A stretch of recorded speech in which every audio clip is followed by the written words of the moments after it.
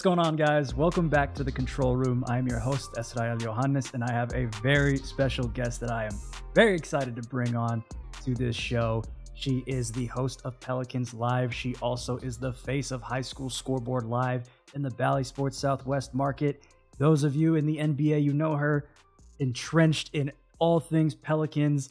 There's no one else I would rather have on this show talking about this team than the one and only Erin Hartigan. Erin, how are you doing?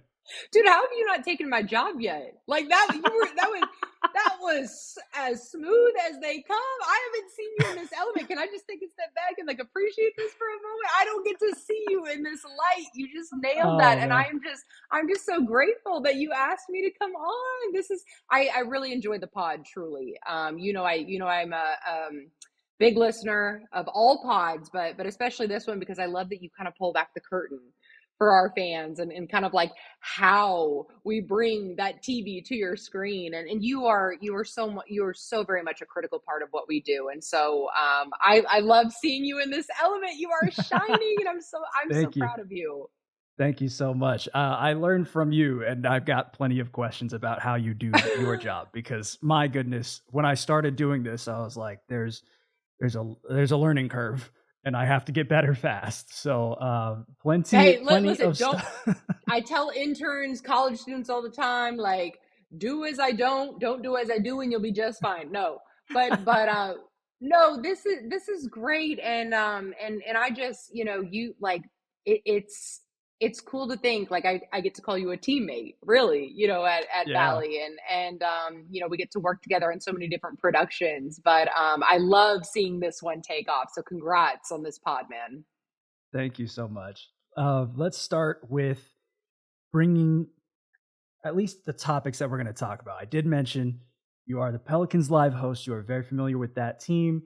For the audience that has listened all the way through, or even coming in the last few weeks, they know that I primarily spend more time on the Mavericks because of my recency with covering their team on the graphics side through their local broadcast. So I'd spend more time on them. And then because of the rotation system that we have this year, I'm doing Pelicans and Thunder for another segment. So we'll be talking about, of course, the Mavericks, but secondary. First off, we're going to do the Pelicans and the Thunder. But first, I want to get to know about my guest, Erin. There's a lot that goes into your role. And in order for you to get to where you are, you have to start somewhere. And for a lot of hosts and analysts, because you do both roles, and there's so much that I don't know about what you've done up until the point that I met you. What, from at least your time as an athlete, as you were playing sports like basketball and softball, did you, I guess, figure out some skills that were able to translate into the life you have now? Or at least what were some of the lessons you learned in sports that you kind of hold on to, and how do you use your sports experience to relate to athletes today? Yeah, that's a great question. What's funny is it's hard to believe I'm in my 11th season covering the New Orleans Pelicans. It feels like yesterday I just began, and I get all the time like, oh, you must have hooped, you must have played in college, right? No, and they see how tall I am. I'm 6 foot, so they're like volleyball. Nope. I'm like softball. They're like pitcher. No, shortstop. Like I did everything I wasn't supposed to do, apparently, right? But the beauty of it is when you play athletics, really at any level, but especially like at the collegiate level or beyond, the moment the game, so to speak, changes is when you realize it's really not about you in team sports. I'm kind of I'm focusing solely on team sports, but it's really not about you. It's about like what you can bring to a table with a team, right? It's for the greater good. It's kind of like the JFK line, like ask not what your country can do for you, ask what you can do. No, you know what I mean? That's how I feel. But Greg Popovich said it best, and it's why the San Antonio Spurs have had so much success with him at the helm there. what he does with each of his players that come in, like he doesn't care who you are, he doesn't care how touted you are, he doesn't care where they drafted you or what you did before you arrived there. When you get there, you check your ego out the door. It ain't about you anymore. It's about us. When I had that moment through various coaches that I had throughout my career, it changed things for me.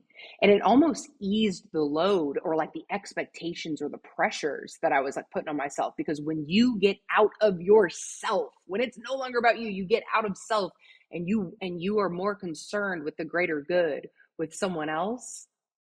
It almost you forget about all the stuff that's going on between the ears up here, because we're really good at creating scenarios and pressures in our head, right? And it's like all of a sudden your focus turns to, okay, what gifts do I have? Like, what can I bring to the table? And this even applies with Pelicans Live. And I called you a teammate. I mean that, man, because when we hit the studio each night, I recognize the gifts that God blessed me with and what I bring to the table. I see the ones he blessed you with, and you bring those to the table. I look at Ryan, our producer, and I'm like, no one can produce like you. Like, you be the producer we need tonight. Dennis, I need you to be the director we need tonight. David's gonna be who he is as an analyst, which I love because he's so easy to work with. And the beauty of it is, it's like we all come together and we each bring something that no one else can bring to the table, and we got ourselves a 5-star meal, man. That's like a Michelin star dinner right there. You know what I mean? And that's it. That implies with my television broadcast, with sports, with really anything. And I just think that's like, and I guess I'm sharing this because I hope for the younger generation, those that aspire to join this industry, I want them to learn that sooner than I did. You know what I mean? Because there are always lessons that you're like, man, had I learned that maybe 5 years earlier or 10 years earlier. This is why there's power in sharing, right? Recognize what you do better than anyone else, or what you can bring. Own that, embrace that, feel that, use that, share that, because everyone else is going to do that, and together it's a thing of beauty, man. That's awesome. The team aspect, I think, it speaks to me mainly because when I first walked in the building, you, Ryan, and Jason Dodge were the three people that I had first met, that where Dave Evans actually started introducing me to people. We had the Pelicans crew there, so I met you three first, and then the Stars crew were all there. And so that was when Matt Schliftman at the time and Stoner, Yes. Eric Stoner was running graphics, and I think the truck was actually sharing the studio, so I ran into, I think it was Jason Walsh. Vito was directing. There, like Josh Clark, I think was there. You were just thrown in the fire. You were just I was just kind of thrown there. Exactly. I was like, I'm meeting everyone all at once.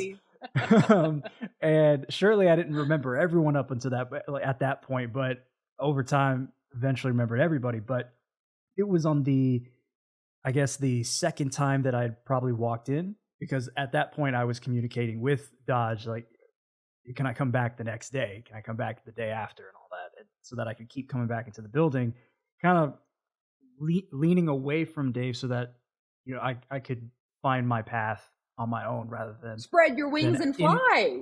Right. Yes, with persistence. That's another. Yeah, I love that. And he's mentioned to his class that I came out of when they had visited my first rotation around 2022. That was when he had told them, I can't hold your hand. He told us to the students, I can't hold your hand if you want somewhere to go in this business. Like, at some point you have to take the initiative and move forward.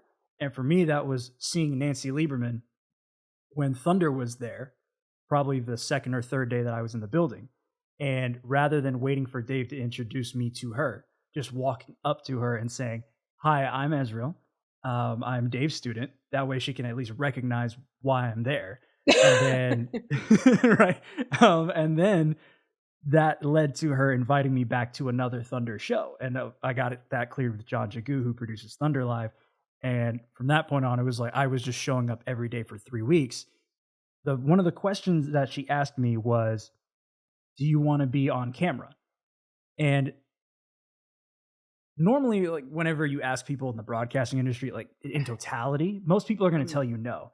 The issue for me is that I'm a performer, and that I have spent my entire life singing and doing concerts and being a part of ensembles, and like I've always performed. And so being on stage, like there's barely any stage fright for me once I'm in the show, like once things get going. But in television, there are certain skill sets that I know that I don't have yet. So I'm like, well, I can't help you guys right now if I'm trying to get on camera. But what I do know and what I have been studying for the last several years is mathematics and stats and graphics. Like I'd done a lot of graphic design work in college and special Dude, effects and with God After bless Effects you and with a video editing. mind to digest that and to be able to have the ability to communicate that. Not everyone has that. I darn sure don't. So listen, that is a gift of yours, and I admire that. And so first, thank you very much. And to me, I told Nancy the best way to help all of you right now is probably to fill out that graphics operator role, because they did tell me they need graphics operators. And so I was like, well, if I just learn the machine, then I can at least come back. Like I can provide you my availability. Just train me, and then you can have somebody in rotation all the time. That way I Yeah. can stay in the room and then learn everything else while I'm here. And then I can figure out what I'm good at, what I want to do, and how I kind of want to progress in the business. And the thing that she responded with when I told her, I think I can help with graphics right now, was we need that. We absolutely need that. It takes everybody Mm. to make this thing work. And this is a Hall of Famer speaking to me. Like you can have anyone tell you the exact same thing. It's the truth, no matter who says it. But when you have someone of that caliber telling you we need that, I'm encouraging you to do that, then that makes it a lot even more easy to kind of implement yourself, Yeah. to kind of ingratiate yourself in the system, and then figure out what makes it all work. So You I heard think that from that's a where, Hall of Famer, a Hall of Famer yeah. that is the first to credit the teams she'd been a part of, the coaches, the coaching Mhm. she'd received, the mentors she had. She's the first to credit everyone, others, because she understands it wasn't just her. There was an army of people that helped her get to where she is. And that's how I feel. And so I'm so grateful to have crossed paths with so many amazing people throughout my career, both playing and in television, including you. And it's really cool to see the sum of the parts, the whole greater than the sum of the parts, and to see that come together. And I think that's why, like, when we talk Pelicans, specifically on Pelicans Live, when we talk this team, I'm seeing it from like a former athlete standpoint. Like I'm looking at the human elements, I'm looking at like the emotions, I'm looking at, okay, maybe like the mental side of things. Okay, what's going on up here? What's going on right here? You know what I mean? Like what's being communicated. But then I can come to you with certain things. David and I both can come to you with certain things we're seeing on the floor, and you have the ability to display the human element of the game that we're witnessing in numerical form, in a statistical form, in like in that way you're able to communicate to various audiences. Some people connect better with numbers, some people don't, but it's like we are able to encompass all of it. So that's why it takes everyone. So I appreciate you. Oh, you're the best. I appreciate everything you do, and I say it all the time. There's so many skill sets that people don't know when it comes to your role. Speaking of that, that's where I want to go next. I want to ask about your preparation process, because I had seen not just you, but also other hosts that have walked through our building: Dana Larson, Lauren Callender, John Radigan, so on and so forth. There have been, and Leslie McCaslin has done it as well. And we just got Robbie, uh, and so now there's like I guess a preparation process that's different for everybody. But when you look at it from a macro lens, it's all similar. How do you prepare for your role as a host when it comes to Pelicans and also high school football? And then, because you have athletic experience and you look at things from the athlete side, how do you prepare whenever you go into an analysis role? And then if there are any other roles that I haven't that I don't know about. Like I've seen in your interviews. How do you prepare for those as well? How is it different from one role to the next? How are they all the same? You know, it's funny that my answer to this kind of ties into your first question. It's a lot like when I would practice for a game. Um, it's like you put in. I read everything. I listen to sound bites or interviews, and I try to gather as much as I can, and I try to study that to the point where it's like I know this, because then when I hit the air, it's like you let go and you let it fly, because you trust. Like you've prepared so much, you have read so much, you have studied so much, you've watched so much, that you trust. You're like, okay, I know my stuff. You're like, let's go. That way, when you hit the air, okay, let it fly. That's how I was when I was playing softball. It was like, and I cannot remember the exact quote off the top of my head, but it's like preparation breeds confidence, because you put in the time away from the lights. Like you have put in the work. When you get to a game, Derek Jeter, I think, talked about that a lot. It was like silence this, and trust that, like, it's amazing how the human body works, the muscle memory works, right? When you've done something enough repetitively, your body just kind of knows how to respond in various moments, whether it was batting or fielding, whatever it may have been. And that's kind of how I am on air, like I obviously, I like to have, I'm a writer by heart. I've always loved writing. And I feel like writing is really kind of the foundation of anything you do in the media industry, even if it's advertising and PR, television, radio. You have to be you have to be a good writer, or be able to write. That's just always been a passion of mine. So I do take pride in um, writing, like certain opens to the show, in a way that allows me to kind of get creative, maybe throw some alliterations out there, plays on words and whatnot. But once we hit the air, it's just like a conversation with my analyst. Like that's how I view it. I try to loosen the environment like as much as I can. Even on Football Friday with Greg Tepper. I mean, it's just, I am so blessed to have so many analysts that make it so darn easy, and it is super conversational. Um, but that's because, again, going back, that's because you put in the work away from the lights enough to allow yourself to let it fly once you hit air. And that's what I would tell really anyone young in the business. And I hope I'm sure you can relate, because you seem that way. It's like you put in so much work leading up to the show that when it's showtime, let's have fun.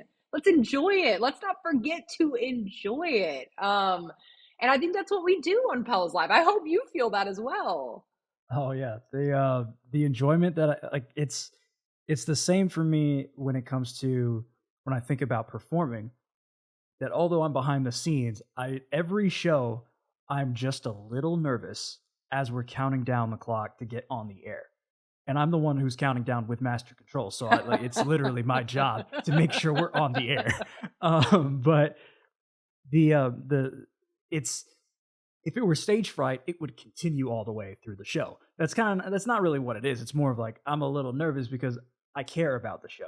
I care about the graphics that I put together, and that I lead my operator into getting correct on the show, making sure that the video, whatever video we have, I'm like, if my graphic doesn't match, what's the easiest way to make sure this works? And sometimes that can happen where like we'll have miscommunication down the line, or we have, let's say, like there's whenever we have Kyrie Irving, I know I'm using a Maverick player here, but when he was traded to the Mavericks, his jersey number is number 2.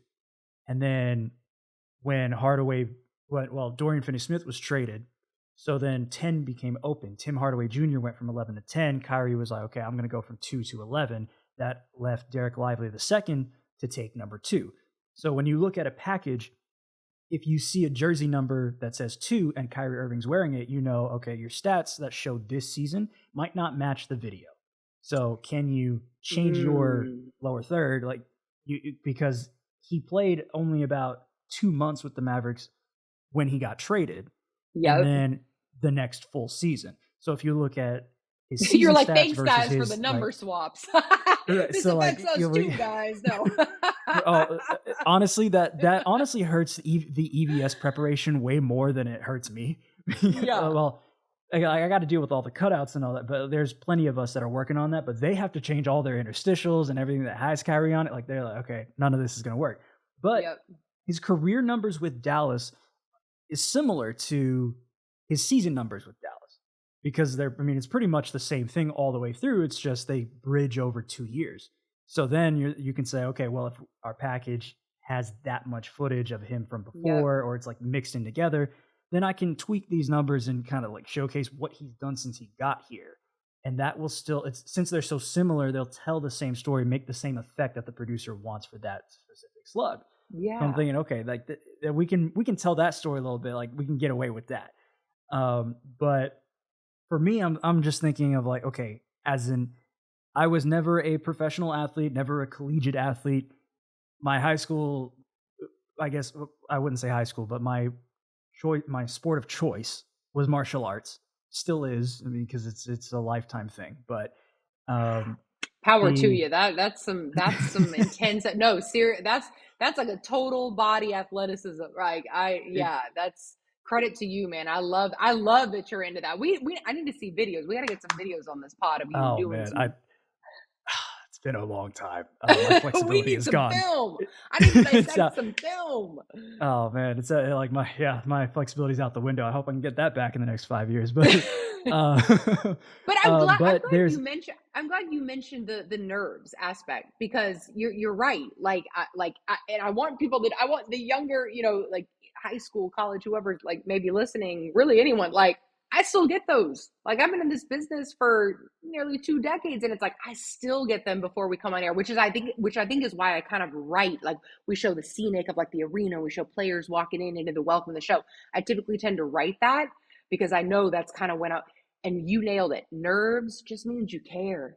They're okay. It's okay to feel like those butterflies and those nerves because it just means you care. That's why I write. And then once we get into the show, it's almost like when you field your first grounder, you're like, oh, okay, I'm good now. I get to just be me and have fun now. Or like the first step back. It's like I'm sure I wouldn't know an exact like example in martial arts, but I'm sure it's like once your sparring begins, it's like first kick, first move, it's like finally you kind of begin to settle in. You're like, okay, now I can just be me and let it fly, man, and have some fun with it, right? Yeah, it's quite tactical, and mainly because of the scoring method in the World Taekwondo Federation, that you not only need to make contact with the sparring gear, like the breastplate, you have to hit it hard for the point to count. So there are ways to kind of avoid that. And like let's say you try to block it and you kick, or at least you kick the arm and the arm basically bumps into the chest, that would also count as a point. So if you're trying to block, you can't just stick your arm here and hope that they're never going to call it. They will call those eventually. So suddenly your strategy has to change a little bit, because if your angle is wrong, then your leg is going to come up this way. And by this way, for audio listeners, it's almost upright. If your leg is coming up almost upright, you're going to strike your opponent in the elbow, and that will bruise your foot because you have to strike with the instep. So like obviously you can't strike that way throughout a whole match. You're going to have to turn your hips a little bit. And so then those little adjustments there are very similar to how coaches in the NBA playoffs, as we speak, are making adjustments to what they've seen and how certain lineups or certain strategies have played out for them, and what works and what doesn't based on the personnel that they're going up against, mainly because Taekwondo is 1-on-1. But in a 5-on-5, you change one guy, suddenly the whole thing completely changes. Like I'll briefly say this, like Cleveland, Orlando, they started with Wendell Carter Jr. as their center, but the previous 2 games that they lost to Cleveland, they had Jonathan Isaac there. And Isaac still played a prominent role off the bench, scoring 8 points in the first half. But Carter, I didn't get to see the game because it was on NBA TV, and I was more focused on the Knicks and the Sixers. But I would like to see, at least the next time that they're on national TV, if Carter's jump to the starting lineup was primarily for defense, because Cleveland basically couldn't score. And Yeah. those little things that you and I see from game to game that coaches make, very similar to the sports that we played or participated in, and how we make adjustments as athletes or as trainers or coaches or leaders and all that. Yes. So like there's just so much that goes into those little things. And for me, I'm gonna have I to do use treat martial arts as my example from now on because we've been calling it like a chess match or a chess. I'm gonna have to start incorporating the martial arts example, but it's true. It's like okay, I've recognized now what you do well. Next game, I'm gonna take that away from you. Find another way to beat me, and then it's like Mhm. okay, then you find you use the versatility and you find another way of like of finding that edge. They're gonna take that from you. All right, now find another. I mean, it's like this constant like tug and pull. That's what makes these series obviously so fun, and it's why I like that the NBA has incorporated some like back to back series of sorts throughout the regular season. Right, like you see more teams traveling and playing a pair with a squad, and then it's more playoff esque in terms of being able to make an adjustment immediately that next night or the next game, rather than seeing this team like in November and then you don't see them until March. I mean, two totally different squads, two totally different games. I like the series that the NBA has kind of incorporated throughout the regular season, because it helps them Yeah. this time of year. Yeah. And if I could tie this back real quick to how we broadcast, I think when I think about it in athletics terms, I go back to when I was 14. I was a freshman in high school. I was so bad at basketball that I couldn't make a layup in September, and which is hilarious because I now cover basketball. But He but does, though.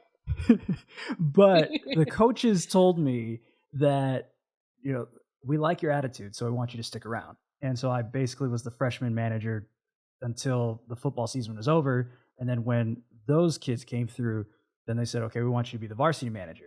And through the time that they spent on half court drills, the other half of the court was open I was there for 2 hours. So it was pretty much open for at least half that time. I spent that time working on free throws, threes, like jump shots, dribbling on my own. And then when the spring came around, then I was in like that practice rotation of like I'm basically like everyone else. And so the mentality starts to kick in. Just keep doing what you're doing. You're eventually going to get better, and then learn from the mistakes that you made in the past. And on that note, when it comes to broadcast, there's anything can go wrong with a graphics machine. For video replay, anything can go wrong with EVS. For producers, anything can go wrong when they make a certain decision. Directors and TDs with the switcher, and then audio, Valley bar, all of it. There's always something that can go wrong. I'm one of those people that likes to try to break something before we hit the air so that I know what not to do. And then if something ever happens live, I'm going to find out why so that I can make Mm-hmm. sure it never happens again.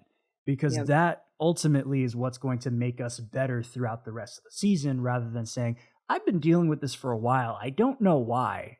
At some point, it's our job to know why.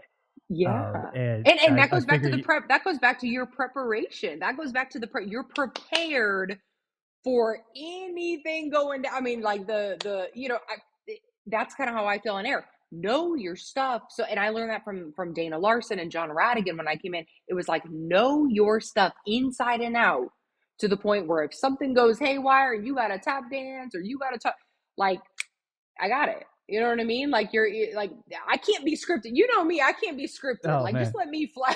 Now you that gotta tap you gotta you gotta corral me in a little bit, but I try to stay on that time. that tap dance you do is like the tap dance that all you guys do whenever something is going wrong in the control room. And we can have chaos for some reason. No one will see it because it's behind the scenes. The mistakes you make are unfortunately for the world to see. And the way that you're able to tap dance around, our situations in the back are, one, magical, but two, improbable, and yet you still pull it off flawlessly. But then also to know that you have that on your back as well. Like there's all the good that comes with your role, but then when something goes wrong, unfortunately, a lot of the blame tends to fall on the talent. Am I like a coach? Yeah, I'm just realized that. I'm like, am I like a coach where like when they win, you give credit to like your players, but if you lose, you take the fall? I don't know how this works. Willie's become really good at that. I feel for him. I I like to say the producer's the head coach, and then the EVS operator is the offensive coordinator because they make the video go, right? And then when you need a stop, like when you need time to fill, you rely on graphics, so that's the defensive coordinator. And then Yep. your talent are the superstar, like they're the players, because without you guys, we can't execute a show. Otherwise, like if we don't have a good host, if we don't have good analysts, Bro, you like the literally segment can't allow us to go. come on the air. We can't do it without you. You literally are the one that actually puts our bobbleheads on the air. No, David and I are just a pair of bobbleheads.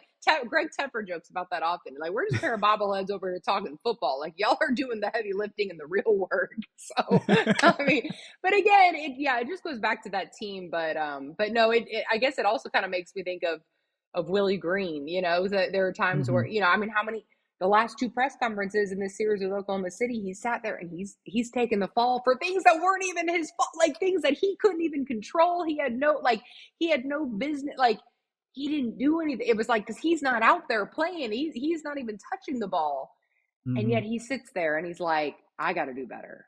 It's Yeah. accountability, and I'm hoping that's reflecting in that locker room. In terms of, I'm hoping each individual in the locker room is like, man, he's taking accountability for what he can control. Maybe I should start looking inside and looking at what I should be like, taking account. You know what I mean? And Yeah. I hope they are having that come to Jesus moment right now, heading into Game 3 back in New Orleans, because they gotta handle home court like the Thunder did. And credit to the Thunder for doing what they were supposed to do at home. You know? Hmm.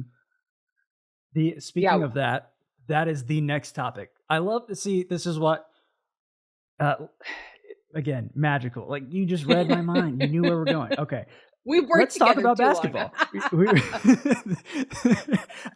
I'll take more years, as many years as I can get. All right, so let's start with the Pelicans Thunder series. That's where you are the most knowledgeable of the two series that we're going to talk about, and you know the history of this team all the way back to, I mean, how many?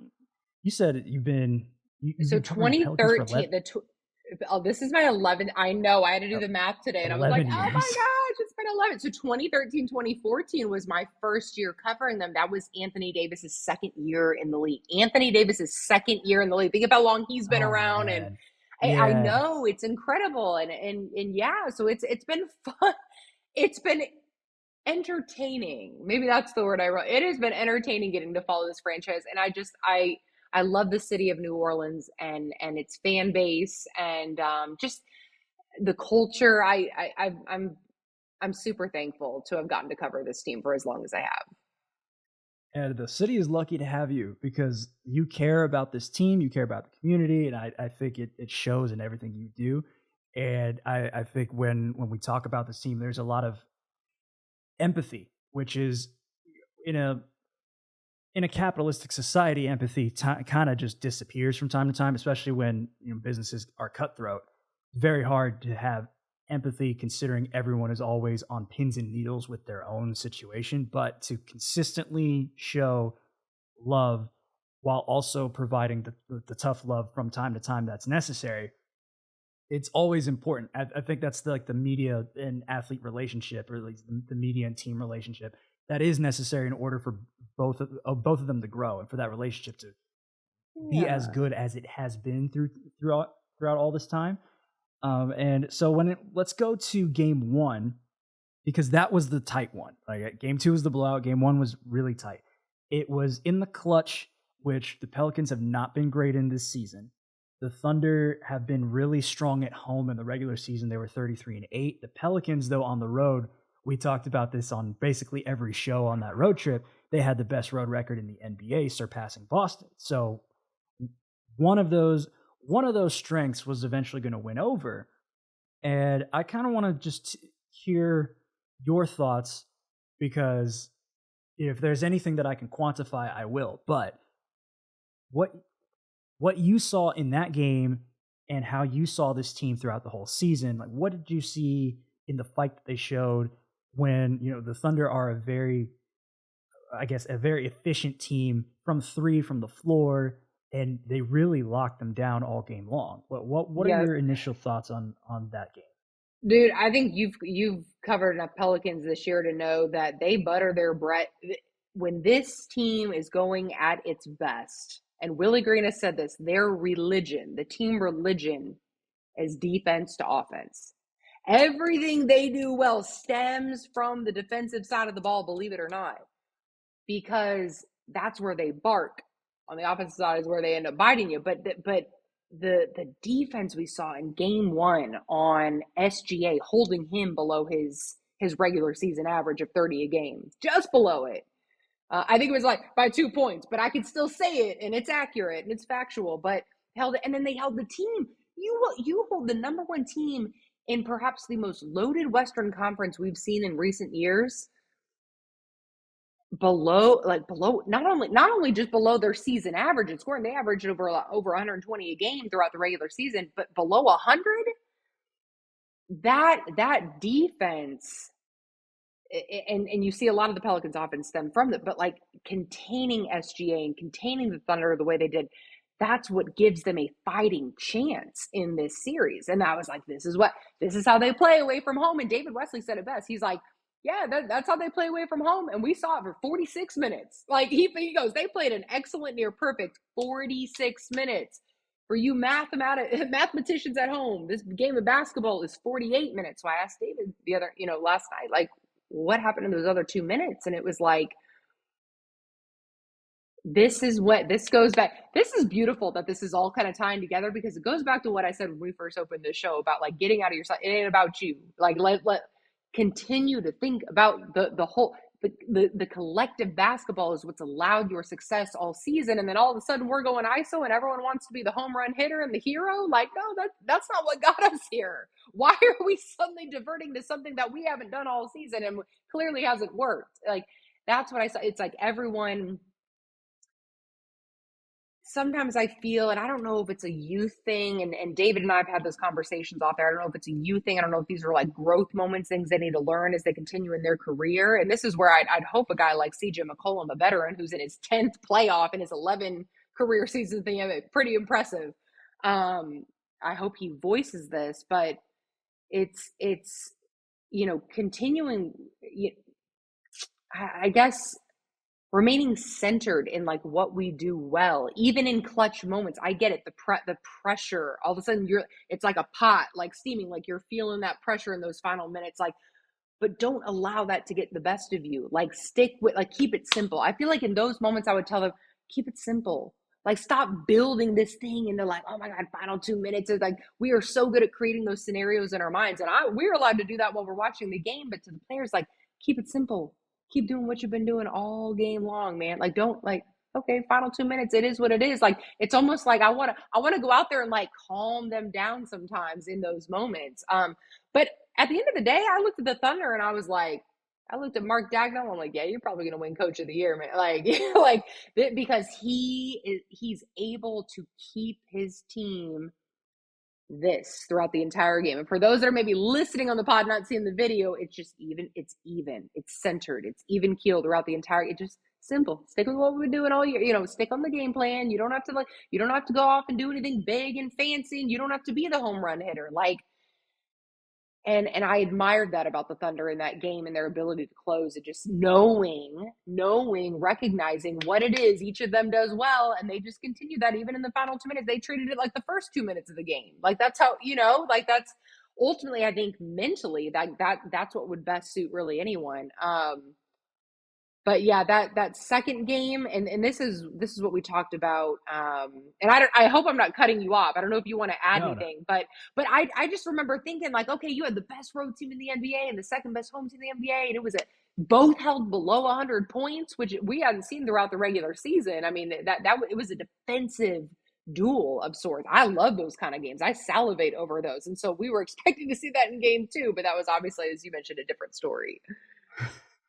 I can quantify some things that you talked about for game one, and well, but before I do, I think when it comes to, I don't know what it is about my brain, but I try to put myself in the athlete's mind when I think about, or at least I relate to certain experiences that I've had, and or at least studying how other people, successful people, have gone about their lives or their careers. And let's say like you got the 48-minute game, you get through 46 minutes, and you're still pretty much tied with only 2 minutes to go. My brain immediately dumps everything that happened in the first 46 minutes, besides knowing what worked and what didn't. But again, adjustments are made throughout the game, not just throughout a series. But whatever worked in the first 10 minutes might not work anymore, because what the last 2 minutes are now predicated on what happened in the previous 46. So now that you're tied, nothing matters anymore. Like, it didn't matter that you scored 90 beforehand. You are now tied at 90. You need to score 5 if they score 4. Nothing else matters. So like that is like the compartmentalization. That sounds pretty simple, right? That sounds pretty simple. Again, we keep it simplified. We don't try to build it up to be too much, right? Like this game's simple if you let it be. Right. It's like, it's that easy math equation. Like, if we're tied and all this time has gone off the clock, like, I mean, who cares if I hit a 3 that got it to 50? Like, that's not going to matter anymore. At least when you think about how much is already processing in their heads, that to make it easy on them, be like, okay, what have we been able to succeed with? Let's keep doing that at least as best as we can. Let's try to get the right shot. Let's try to get the right guy open. Let's run this action so that we can, improve our chances of getting some kind of a bucket. But everything just kind of locks down. Like you feel that it's like when you're playing a video game and you're on the final boss. I kid you not, Erin. Like, I forget to breathe. I honestly forget to breathe, and I'm like just shaking with the controller, but my fingers are moving like I know what I'm doing. And then I'm like, breathe, just breathe in, breathe out, and then I'm like, okay, now I'm back in the flow. Yeah, why do you think mentally you're like that in the final, in the final minute, or what I don't even know what you called it, because I'm old and I'm like not, but why all of a sudden are we in panic mode? Because it's like, okay, I think it's because you know it's the end. And I mean, I'm just saying it from like what I can relate to. I can't speak for an NBA athlete. Yes. But it's the end. It's like when it's the final boss, it's the final boss. When it's clutch time, it's clutch time. When it's the last 2 minutes, I mean, the clock is telling you only have 2 minutes, and the PA announcer's yelling 2 minutes. So like, it's 2 minutes. Yes. So the scene is set. But that's what goes back to what we talked about: preparation, trust in that, and letting it fly. Like, how many times? Okay, so we need a 3. Look, I'm looking at Brandon or say, how many times have you shot a 3 in your life, man? Like, you know what you're doing. Stop overthinking that. Like, stop overthinking. You have done this a million times in your life. Your body, if you just allow your body to if you just allow it to do what it remembers doing a million times, and you silence this in those moments, and again, it's easy for me to say, like, from my chair in my dining room, right? But I just feel like with life in general, with work, with life, with sports, like it can be as simple as you let it be. It's up to it's as much as you allow it to be, but it starts with each person. So but I like that analogy with you with the video games. That was a good one. Thank you. Ryan Waters and I relate to each other in video games a lot. Clark is the same way. I haven't mentioned Clark's name before. Clark Rowe is our Mavericks live producer. He also plays video games. So the three of us, we'll just talk about games galore. And then I spit out a game that I played back in the early 2000s when I was really young. And no one in the back row, like Darius Nicholson and Zach Gelder, in their 30s, so we're not exactly, our childhoods didn't exactly run at the same time. they're like PlayStation 1 era and PlayStation 2 era. So like I mentioned back during the prototype days, kids. No.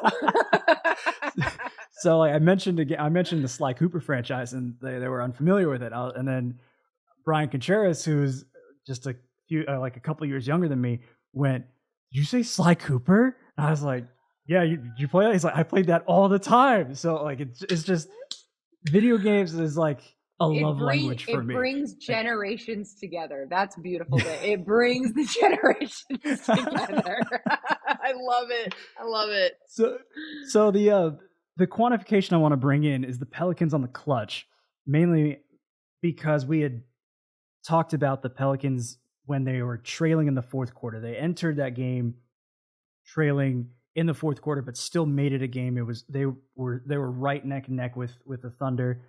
It also included this stat is going to include the play-in loss to the Lakers. They were 0-23 entering the playoffs, and the only team that didn't have a win.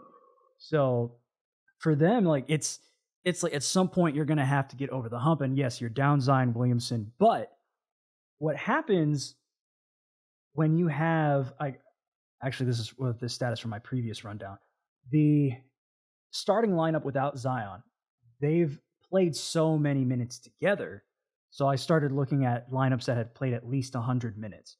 And based on that number, the lineup of, or at least the starting lineup of, that was CJ McCollum, Trey Murphy III, Herbert Jones, Brandon Ingram, Jonas Valanciunas, the same starting lineup that we've seen in the first two games. Yeah. They finished the season with the second best defensive rating of all five-man lineups among the lineups that have played at least 100 minutes or more. Look at Trey. So Look at Trey so in we're that starting five now helping out that. Right. Okay. Right. So like Trey is a part of that. Normally you'd think, oh, I mean, he's a 3-point shooter. He's the guy that like you want for the offensive firepower. Like, no. He's there for length as well to help Herb Jones on the perimeter. The same way a season ago, the reason that the Mavs were not as good on defense was because Reggie Bullock was only good on the perimeter in defense because he had Dorian Finney-Smith next to him, who was the longer perimeter defender.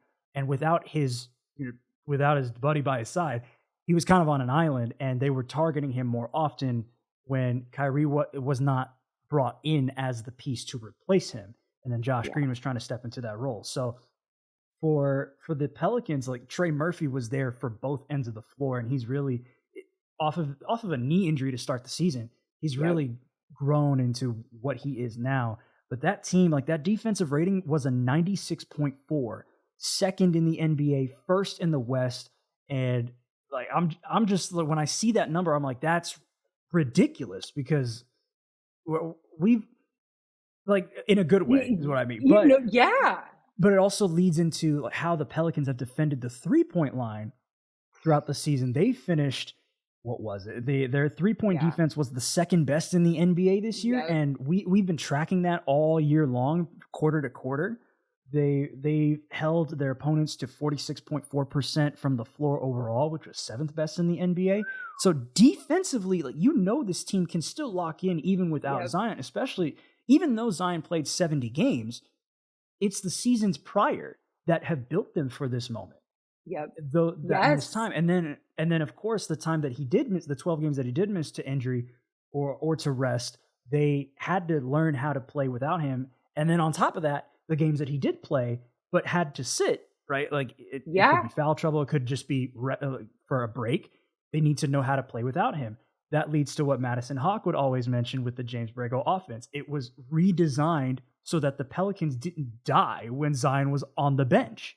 And that has shown on not only the offensive end, but the defensive end as well. So then when we quantify it here in the clutch, right? Like this is where like things kind of just go awry because what to be good of the Pelicans didn't really happen at least on the offensive it's like where'd side. they go? David wasn't like where'd y'all go? Like what did we just forget? Like did we just scratch the game plan? Forget how to play this game for 2 minutes? Our pregame for game 2, there was a full screen graphic that showed our clutch number, the Pelicans clutch numbers from game 1. They had 7 points on 3 of 11 shooting, 1 of 6 from 3, 0 free throw attempts, and 4 turnovers. Now I did check to see what did the Thunder have. The Thunder also had 4 turnovers in the clutch, which was kind of interesting. But they were making their shot. They were making their shots to make up for that. Yes. Right. So like they had so many more shot attempts, although like the Thunder did shoot 2 for 3 in the clutch from the free throw line. The fact that they had that many threes that they were trying to take and they just didn't fall. And then let's also look at the 2-point range. I mean, you take the 1 for 6 out of there by math, you shot 2 for 5 inside. Generally, the closer you get to the basket, you're supposed to start reaching the 60 to 70% range, especially when you're at the rim. And when you have a guy like Jonas Valanciunas, who's 70 pounds bigger than Chet Holmgren, you would think that that's where they go, but that's not what happened. And that, I guess, because of that trying to be home run hitters, trying to be again. You're like, it's like, why? I get 3 is more than 2. I can do that math, right? But why? But I'm also gonna why go away from what was working all game? Like. I'll tell you a number about that. I'm pretty sure I've told you this before. I know I've told David Wesley this before. When I was building for the Mavs last year, building graphics for them, they were living and dying by the 3, but I was looking at their 2-point percentage, and they were converting so well from 2 that I thought it was unnecessary to shoot as often as they did from 3. And I would have these conversations with Nancy as well, like, I don't understand why their 3-point rate is so high, given that they shoot so well from inside. And of course, like, the 3 is more than 2 argument comes into play. The analytics will tell you, like, the offense doesn't really spike in either direction when you try to adjust that. But to me, it was just like the Mavs were taking really bad 3s. And by eliminating those and prioritizing going inside, their offense will spike. And that's what happened after this trade deadline, because they stopped living and die by the 3, relying on the 3 for their offense. Eventually, they were able to open up the floor, and now everything is starting to fall correctly. And for I guess where I'm going with that is, well, so here's the thing I'll say on that. Okay, so we go to game 2. Yeah. You have that same starting 5 again that you named that had that impressive defensive stat, and the same defense that contained SGA and the Thunder and held them below 100 points, and it was a nail biting 2-point loss. You're like, okay, like, it's going to be another evenly matched. In order to defeat a good team, if not a great team sitting number 1 in the Western Conference, you must begin with not defeating yourself. Mm-hmm. Game 2 saw a 32-point loss. 22 points allowed off 18 turnovers. You take away those, now you got a 10-point game. You make maybe 2 or 3. You allow maybe 2, 3 of those triples to fall. You have a completely different, like, we're back in that game. We're back into a nail biter. But 18 I mean, that's what was most frustrating, is watching them just defeat themselves. It was like, you didn't even give yourself a fighting chance, like. Mm-hmm. It didn't really matter what the Thunder were doing. It was like, and David brought this up on the post game. Again, it goes into the frustration. It comes down to something that you really can't put a number on, and that's just will. Like, that's just effort. And AD talks about that a lot on the show. It's just, defense is just effort. Like, it's just giving a you-know-what and being crisp and clean. Again, we talk about repetitions. Y'all have done this a million times this year. But now you're doing it a step slower. Maybe you're tired. Like, I get it's late in the season. Everyone's tired. Everyone's a little banged up. But how do you alter or adjust that as a coach when you really can't quantify it? It's kind of the $1 million question, Yeah. The Jonas Valanciunas is a puzzle piece. To me, I would think that was the answer.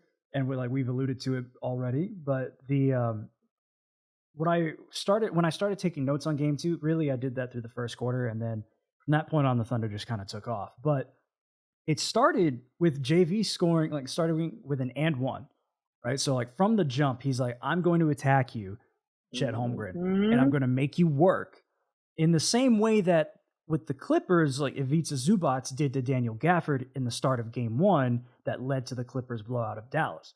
So in terms of New Orleans, they're setting what Antonio Daniels was saying, they're setting the tone, right? Like they are putting their foot down saying, this is what we're going to do to you. And he scored the first 11 points, Jonas did, for the Pelicans, and did it in under 4 minutes. So I was a little curious as to how often does that happen? That's tied third for the most points by one player within the first 4 minutes of a game for the Pelicans ever. Wow. I did not. Okay. Wow. So So he really, so like, he was on a well mission, to say the very well least.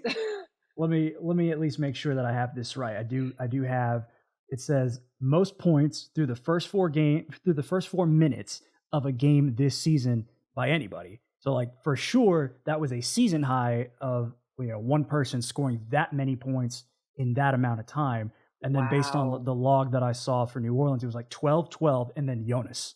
Yep. So like That's they were insane. making it a point. They were making Old it a school point to go to basketball. him. That's what David Wesley and I loved. I was like, oh my God, this is like old school 90s, like early 2000s basketball, where it's just like it's big, it's the bigs doing battle down low, body to body, and it's physical. Like I love what this series has brought in terms of like physicality.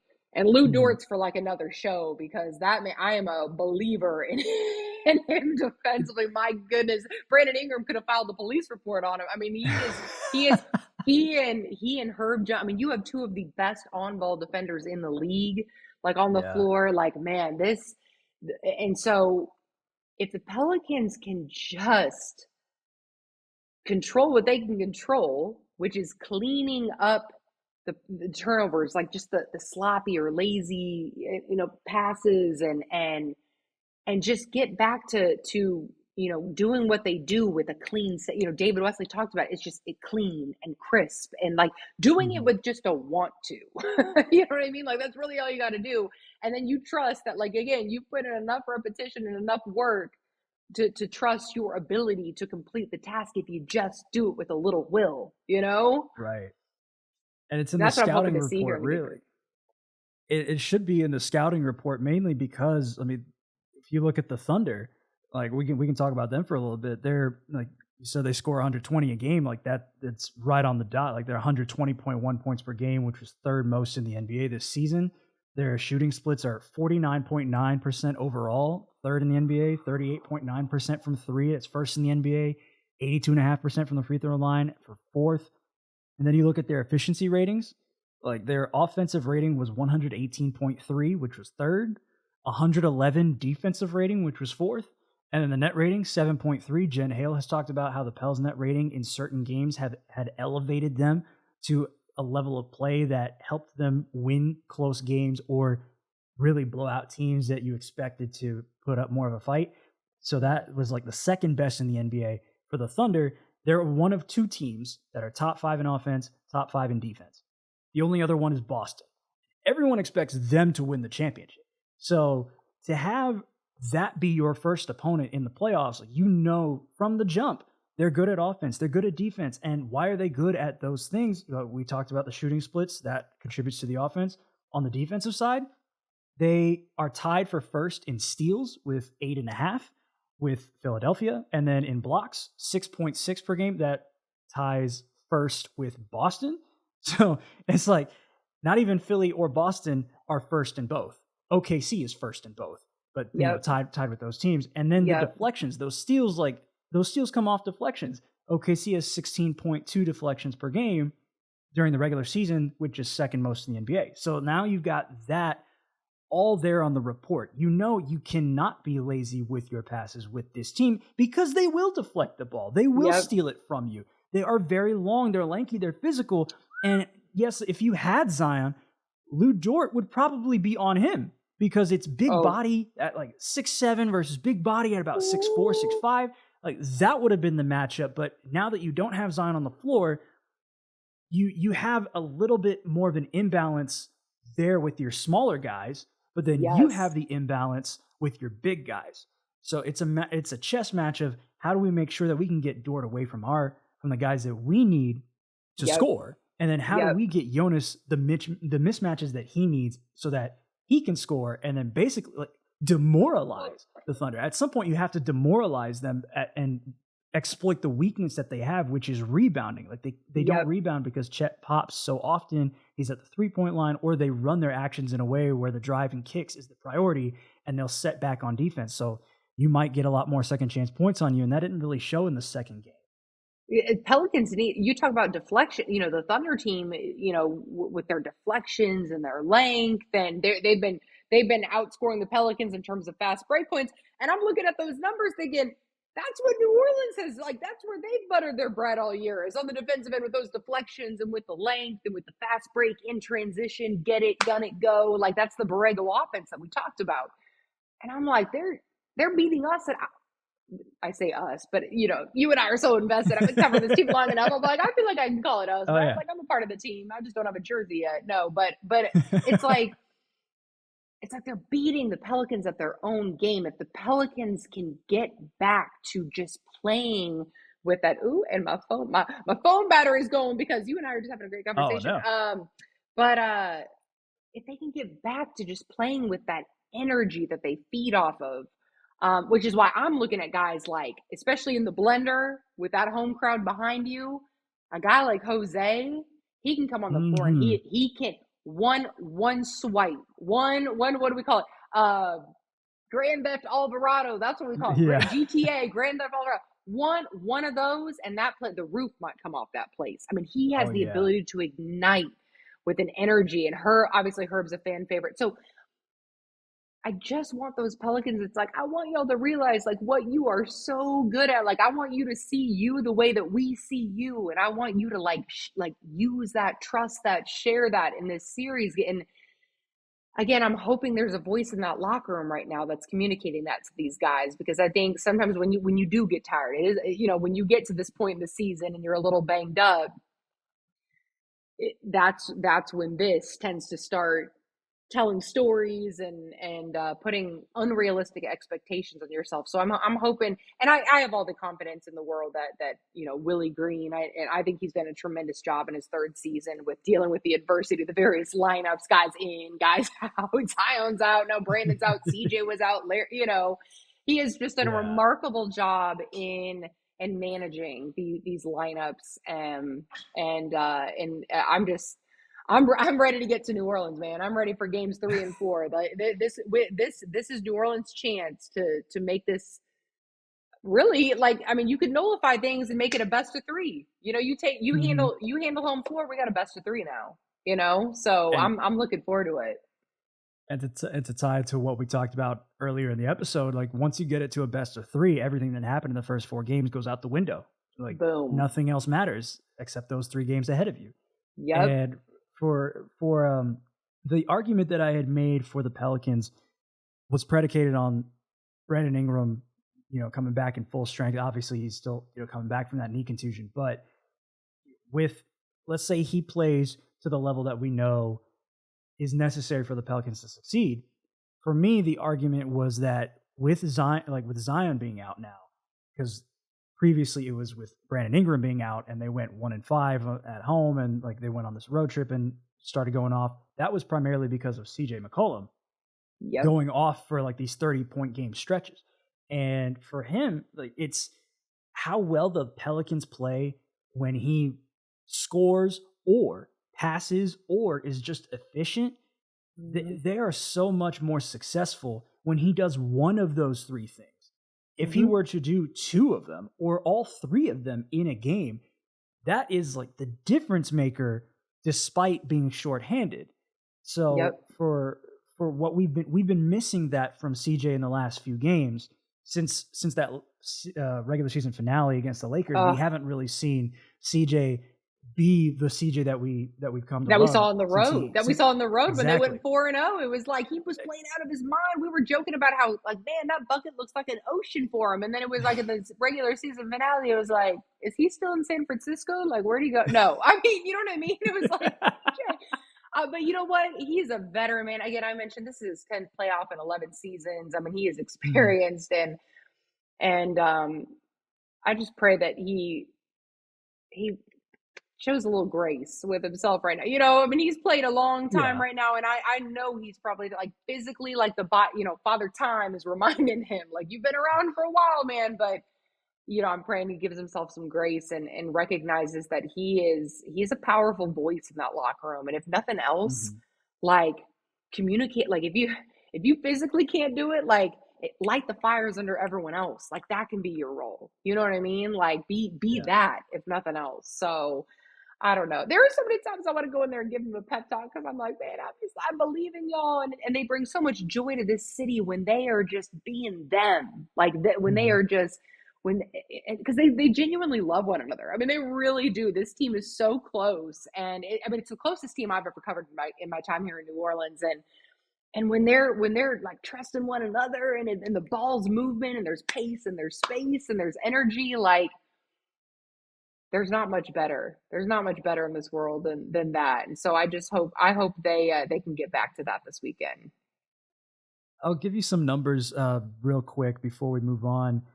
When it comes to CJ that I marked in my last episode, just so that people are updated, like those that are watching this episode and this is the first one they see, want them to know CJ McCollum is very important to this team. As a scorer, the Pelicans are 15-3 this season when CJ scores at least 25 points, and I'm mainly just looking at regular season. This does not include play-in. Then as a passer, New Orleans is 11-3 this season when CJ has 7 or more assists. And then as a shooter, the Pelicans are 29-6 when CJ shoots at least 45% from the floor. They're also 27-7 when he shoots 40% from 3. And these aren't like they're all happening in the same game. This is just, I take one of those. No, I just hit my mic. There's one of those categories, mark it, and then say, okay, how are the Pelicans? Then take that away. Okay, how about just 7 assists? This is how successful they are. So, I mean, there are so many more wins than losses, like more than double, triple, even up to quintuple the amount of wins that you have compared to losses when CJ is playing that kind of a role. I think it's very important in order for them to get these two at home so that they can get it back to at least 6 games. Although my outlook for the Pelicans is not a great one, mainly because of the shorthandedness that they have, but I do believe that they will have some fight. I do think that they can win 2 games at home. It's just a matter of executing on everything we've talked about up until this point. All right, y'all. So before we go, I did mention that we were going to talk Mavs Clippers, but because we did talk about the Mavs and Clippers series within the Pelicans and Thunder series, Erin does have a flight to catch. She's got a red eye to New Orleans. She's going to be out there. So anyone who's in the New Orleans area at the Smoothie King Center, be there and celebrate your New Orleans Pelicans. Get there early, be loud, be at the blender, show your love to this team. And we're going to have a lot of fun watching that. And then on our side here in Dallas, we'll take care of the Oklahoma City broadcast in the studio. We got you on all sides. So before we go, I do want to ask you, Erin, what I will ask every guest, and that is about those of us in television.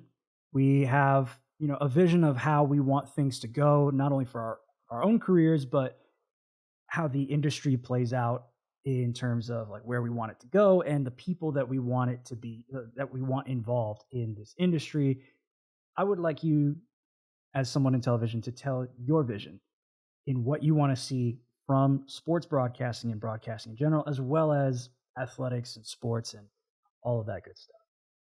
Well, one, I think linear television is going to be Stone Age, like myself here soon enough. Because listen, half the time I'm watching stuff from the palm of my hand, like I'm watching it on my phone. Like the way we consume content now is so different than when I entered this business over a decade ago. And I obviously streaming's big. I think, and to really tie this thing together appropriately, what this podcast does, we mentioned early on, is kind of draw back the curtain. It pulls back the curtain and kind of gives you like it's real. It's like, okay, this is how it really works. Like this is what you see on your screen, but let's take you back behind the scenes and let's show you how this thing really runs, and let's show you all the people. It's more and more television. I mean, you see that on various networks are showing more of that raw side of television, and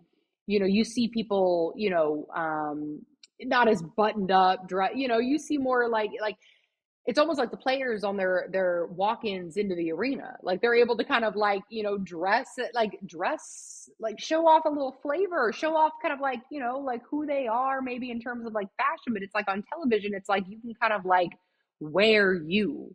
That's what I like to call it. I like to wear me. Like I like to, I ideally I like that, but I think I like that, you see so many simulcast of guys just sitting on a couch and like commentating on a game or whatever, and people like enjoy that because it's real, it's raw, it's genuine, it's authentic.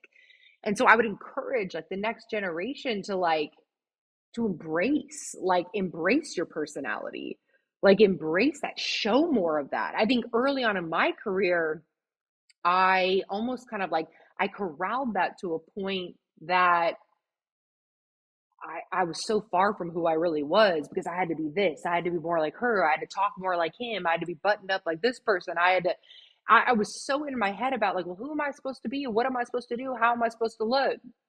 And today I'm sitting here like, I get to just be me. Like I get to just be me on here, and I get to just talk, like when I'm in a softball analyst and I'm sitting in the booth, like I get to just be me and talk softball. And like on Pelicans, I get to just be me and talk hoops with David on Football Friday. I get to just be me and talk football with Great. Are you kidding me? Like it's so fun. But it's because through the years, like I feel the way viewers consume content and what the new viewer is wanting to consume, like what they're wanting to digest, has allowed for more personality. And for someone like me, like, oh my gosh, I'm embracing the heck out of it. I'm like, I love this. This is so fun, and it should be. And so use social media and you have the ability to promote yourself now through social media and through various, online platforms. Like you have the ability to put yourself out there globally, because you don't know who's tuning it. You don't know where this is being seen, right? Like you have that ability. Like I didn't have that when I first started in the business. I mean, I was sending out like DVDs of like my reel. Now you like put that on social media. You don't know who's seeing that. You don't know. And I always say this to every generation, you never know who's watching. You never know who's listening. It might be someone that sees you and is like, I want that as part of my product. You never know. And it's a beautiful way. Like everything unfolds as it should if you just embrace who you are and highlight that, because you'll find your fit, you'll find your home. Someone's going to see you and they'll be like, I like that. I want that on my team. So that's what I would encourage the younger generations to do. And that's what I love that you do on this pod. I mean, you are you, and you're like, man, I'm a math nerd. I love numbers, and I love taking this and putting it in numerical form. I love that. Like, you know what I mean? Like that's your gift, and you're showcasing it on a platform that you created yourself.